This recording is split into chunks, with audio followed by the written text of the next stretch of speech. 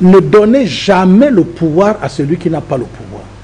Parce que si vous donnez le pouvoir à celui qui n'a pas le pouvoir, il va l'utiliser contre vous.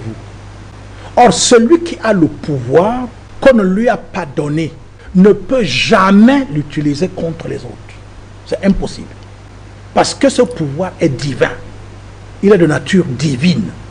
C'est pour cela que le négro-africain est resté avec cette transmission de pouvoir de manière par l'hérédité. C'est-à-dire, on sait que telle famille, même si c'est la même famille qui règne pendant 1000 ans, nous savons que, et quand nous savons quelle est la nature, ce que c'est que le sang, l'importance du sang, eh bien c'est à travers le sang que donc le pouvoir va se transmettre. Et ainsi, il n'y a ni élection, ni votre foutue démocratie dont vous parlez tous les jours, ainsi de suite.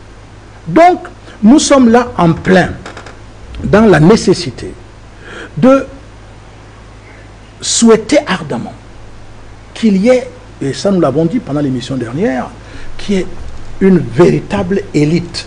Je ne parle pas, s'il vous plaît, parce que, encore une fois, les mots là, élite, quand on dit élite, on pense les diplômés, ceux qui sont ministres, ceux qui sont, je sais pas, non, ce n'est pas ça l'élite.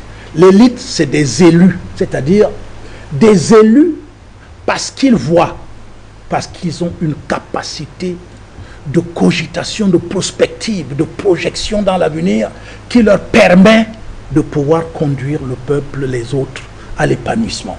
Et de temps en temps dans l'humanité, ce genre de personnes s'incarnent. Et c'est le cas actuellement en Afrique.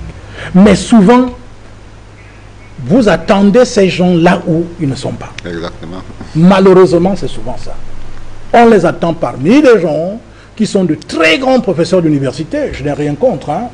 Il peut arriver qu'un professeur d'université soit en même temps un élu.